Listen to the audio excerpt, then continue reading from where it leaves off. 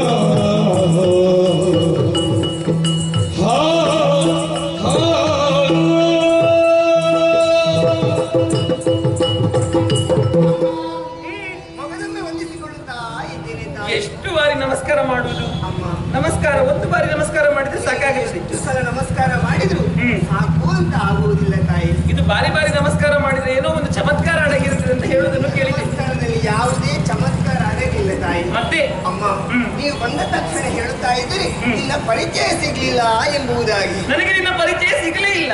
ನೀವು ಜಾನೆ ತಾಯಿ. ಅಂತ ಯಾಕೆ ಪರಿಚಯ ಸಿಗದಿದ್ರೆ ಜಾಣೆಯ? ಹೌದು. ಮತ್ತೆ ಪರಿಚಯ ಸಿಕ್ಕಿದ್ರೆ ಹ? ಪರಿಚಯ ಸಿಕ್ಕಿದ್ರೆ ನೀವು ಜಾನೆ ಅಲ್ಲ, ಹಾಗಿಲ್ಲ.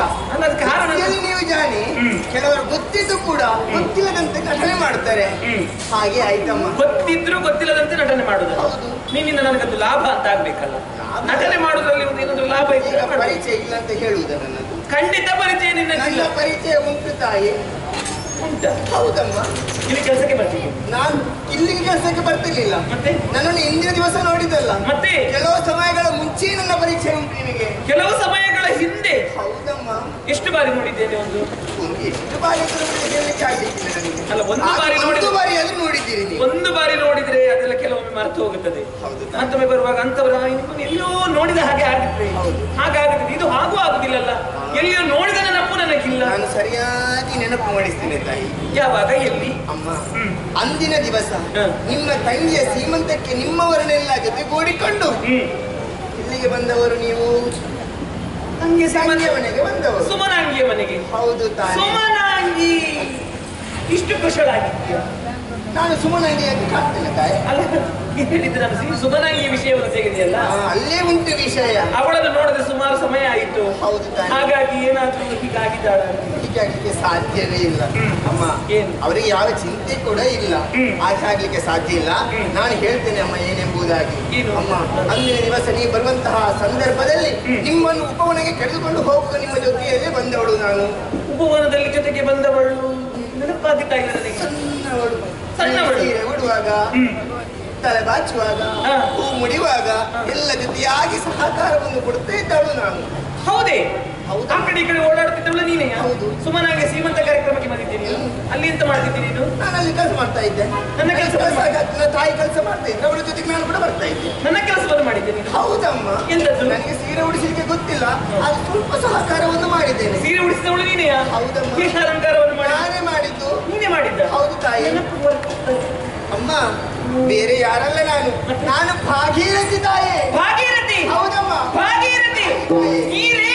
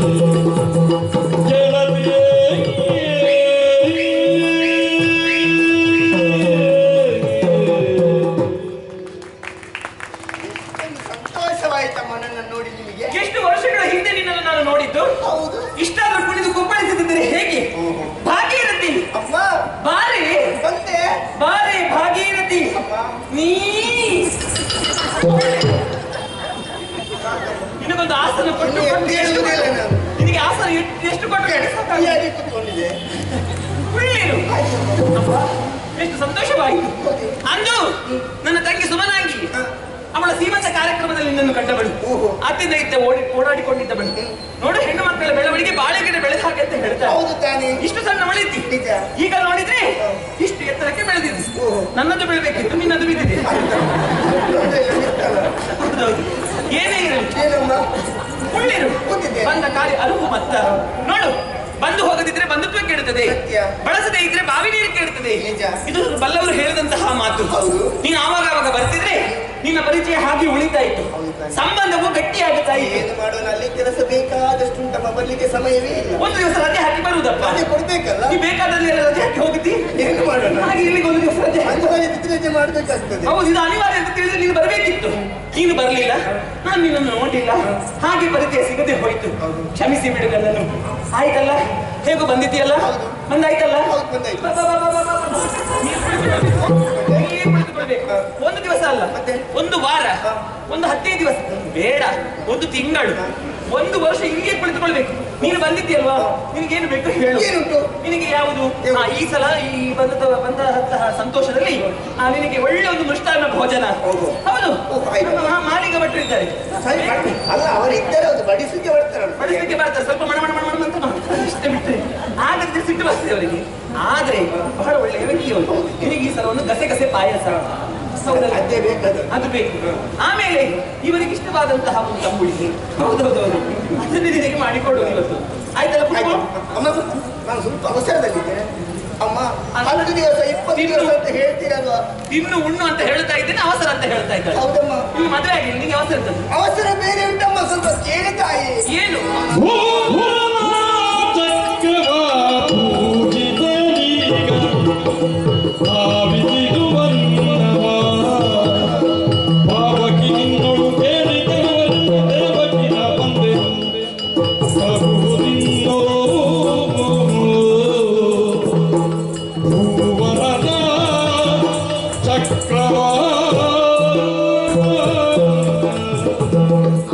ಎಂತ ಅವಸರ ಹೇಳು? ಅವಸರದಲ್ಲಿ ಇದ್ದೇನೆ. ಎಂತದ್ದು? ನನಗೆ ಕೂಡ ನನ್ನನ್ನು ಕಾಣೋದಕ್ಕೆ ಬಂದದಂತೆ ಹೇಳಿದ್ರಿ, ಮತ್ತೆ ಅವಸರ ಉಂಟಂತ ಹೇಳಿದ್ರಿ. ನೀ ಬಂದದ್ದು ಯಾಕೆ, ಈಗ ಹೋಗುದು ಯಾಕೆ?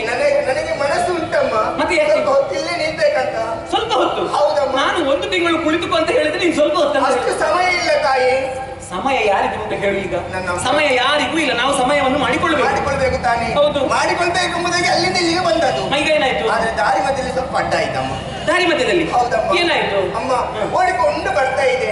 ಬರುವಂತಹ ಸಂದರ್ಭದಲ್ಲಿ ಸೇತುವೆ ಕಂಡಿತು. ಸ್ವಲ್ಪ ಇಲ್ಲಿ ನಡೆದುಕೊಂಡು ಹೋಗುವ, ಓಡಿಕೊಂಡು ಹೋಗುವುದು ಸರಿಯಲ್ಲ ಎಂಬುದಾಗಿ ನಡೆದುಕೊಂಡು ಬರ್ತಾ ಇದೆ. ಹೌದಾ? ಹೌದಮ್ಮ. ಎಂತದ್ದು? ಸೇತುವೆ ಕಾಮಗಾರಿ ಆಗುತ್ತೆ? ಕಾಮಗಾರಿ ಅಲ್ಲ, ಕೆಳಗೆ ಶಬ್ದ ಆಗ್ತಿತ್ತಮ್ಮ. ಶಬ್ದ? ಸೇತುವೆ ಕೆಳಗೆ? ಬಹುಶಃ ಸೇತುವೆ ಕೆಳಗೆ ಏನಿರ್ತದೆ, ನದಿ ಹರಿಯುತ್ತದೆ, ನೀರಿನ ಶಬ್ದ ಕೇಳಿಸಿರ್ಬೇಕು ನಿಮಗೆ. ಅಮ್ಮ, ನೀರಿನ ಶಬ್ದ ಎಂಬುದಾಗಿ ತಿಳಿದೆ, ಮತ್ತೆ ನೀರಿನ ಶಬ್ದ ಅಲ್ಲ, ಮತ್ತೆ ಕರದಪ್ಪ ಶಬ್ದ ತಾಯಿ. ಸ್ವಲ್ಪ ಈಗ ಸ್ವಲ್ಪ ಸೆಕೆ ಹೆಚ್ಚುಂಟಲ್ಲ, ಅಲ್ಲ ಅಲ್ಲಿ ಹೋಗಿ ಹಪ್ಪಳ ತಟ್ತಾ ಇರ್ಬೇಕು.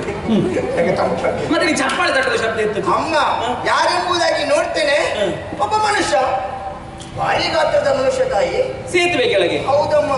ಈಗ ಏನಾಯ್ತು? ನನಗೆ ಯಾರೇ ಆಗಿ ನನಗೆ ಯಾಕೆ ಎಂಬುದಾಗಿ ಸ್ವಲ್ಪ ಮುಂದೆ ಬಂದೆ.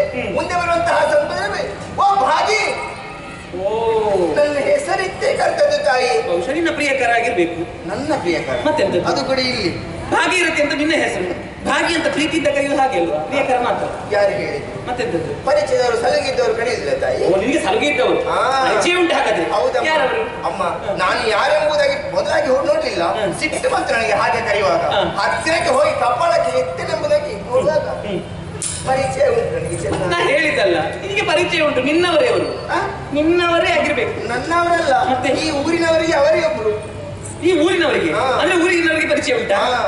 ಊರಿನವರ ವಿಚಾರ ಬಿಡೋಣ ತಾಯಿ, ನಿಮಗೆ ಕೂಡ ಪರಿಚಯ ಉಂಟು. ನಿನ್ನನ್ನು ಸಲುಗೆಯಿಂದ ಚಪ್ಪಾಳೆ ತಟ್ಟಿ ಕರತಟ್ಟಿ ಕರೆಯುವಂತವರು ನನಗೆ ಪರಿಚಯ ಉಂಟಾ? ಹೌದಮ್ಮ. ಯಾರಪ್ಪ ದೊಡ್ಡ ಗಾತ್ರದ ಮನುಷ್ಯ? ಬೇರೆ ಯಾರಲ್ಲ, ಮತ್ತೆ ನಿಮ್ಮ ಗಂಡ ತಾಯಿ.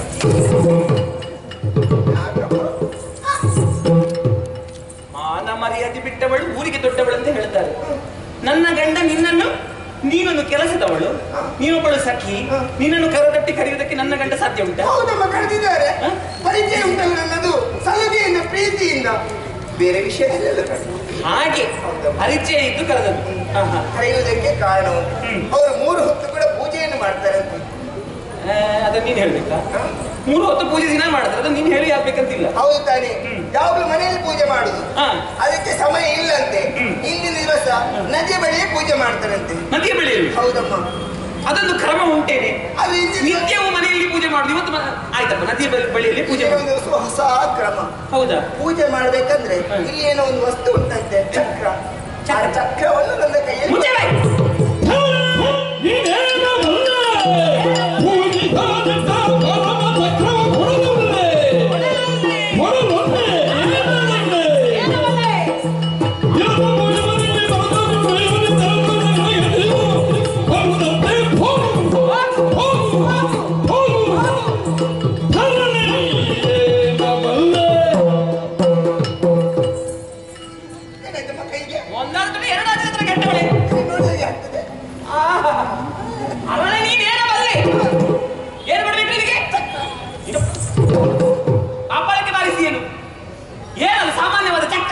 ನೋಡಿದ್ಯಾ? ಚಕ್ರ ಅಲ್ವಾ? ಎಂತದು ಬಂಡಿಯ ಚಕ್ರವಾದು?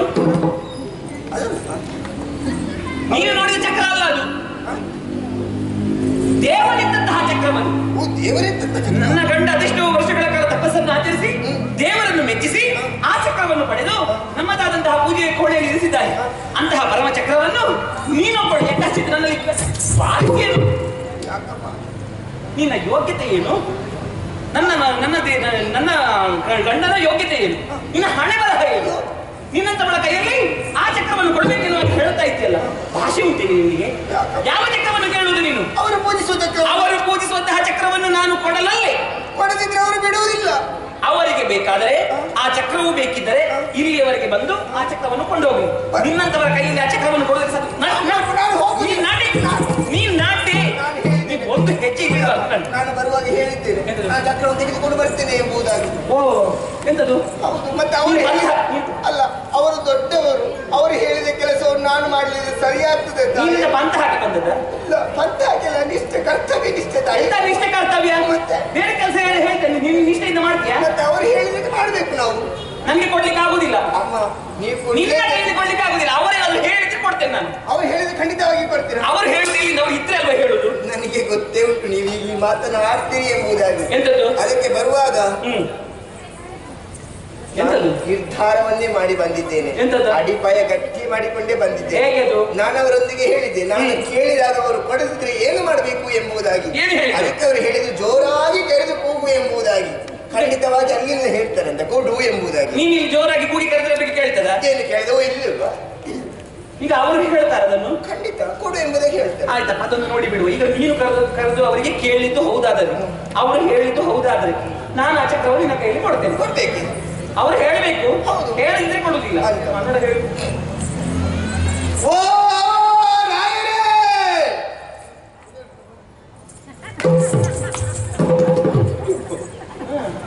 ನೀನು ಬಿಟ್ಟು ಇನ್ನು ಮೂರು ಮುರಿದು ಹೋಗ್ಬೇಕು, ಇನ್ನೊಮ್ಮೆ ಮುರಿಬೇಕು. ಮಾಡಿದ್ದೇನೆ ಮತ್ತೆ ಅಮ್ಮ ಹೇಳಿದ್ದಲ್ವ ನಾನು ಅವ್ರು ಹೇಳಿಲ್ಲ ಅಂತ. ಅವ್ರು ಹೇಳಿದ್ದು ಹೌದಾದ್ರೆ ಈಗ ಹೇಳ್ತಿದ್ರಲ್ವಾ? ಅವ್ರು ಹೇಳಲಿಕ್ಕೆ ಸಾಧ್ಯವೇ ಇಲ್ಲ. ಅವ್ರು ಈ ಹೊತ್ತಿಗೆ ಬಹುಶಃ ಅವ್ರು ಹೇಳ್ತಾರಂತ ಹೇಳುದು ಇವಳೆ, ಅವ್ರು ಹೇಳಿಕ್ಕೆ ಸಾಧ್ಯ ಇಲ್ಲ ಅಂತ ಹೇಳುದು ನೀನೆ. ಅಮ್ಮ ಈಗ ಅಲ್ಲಿ ಏನ್ ಮಾಡ್ತಿರ್ಬೋದು? ನನಗೆ ಗೊತ್ತು. ನೀರಿನೊಳಗೆ ಮುಳುಗಿರ್ಬೋದಮ್ಮ. ನೀರಿನೊಳಗೆ ಮುಳುಗುವಾಗ ನಾವು ಇಲ್ಲಿ ಕರೆದು ಕೇಳ್ತದ? ಕೇಳಲಿಕ್ಕೆ ಸಾಧ್ಯವೇ ಇಲ್ಲ ತಾನೇ. ಇನ್ನೊಂದು ಅವಕಾಶ ಕೊಡಿ ತಾಯಿ. ಓ ರಾಯರೇ,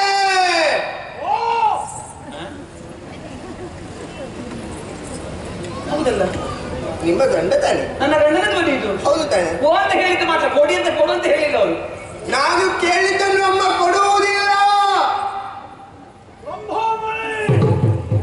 ನಾನು ಹೇಳಿದ್ದು ಹೌದೇ? ಆಕೆ ಕೇಳಿದ್ದನ್ನು ಕೊಟ್ಟು ಬಿಡೆ, ಕೊಟ್ಟು ಬಿಡೆ.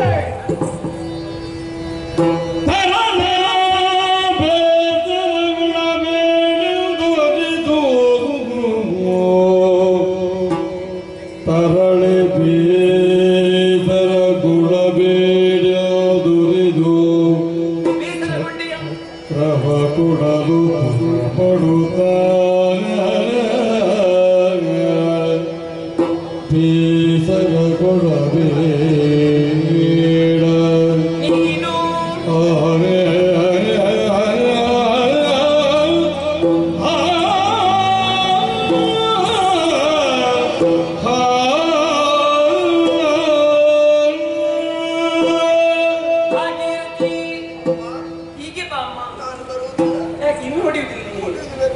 ಬೇಸರ ಐತಿ, ಪೆಟ್ಟು ಹೊಡೆದದು ನೋವಾಯ್ತಿ. ಪೆಟ್ಟು ಹೊಡೆದದು ನಿನಗಾದ್ರೂ ನೋವಾದ ಈಗ ನನಗೆ ಮತ್ತೆ ಬೇಸರಗಳು ಬೇಡ. ಉದ್ವೇಗದ ಬರದಲ್ಲಿ ಬೇರೆ ನುಡಿಯ ಮಾತುಗಳನ್ನು ನಾನು ಆಡಿಬಿಟ್ಟೆ. ಈಗ ನನ್ನ ಪತಿದೇವರು ಹೇಳಿದ ಮೇಲೆ ನಿನ್ನ ಮೇಲೆ ನನಗೆ ವಿಶ್ವಾಸ ಬಂತು, ನಂಬಿಕೆ ಬಂತು.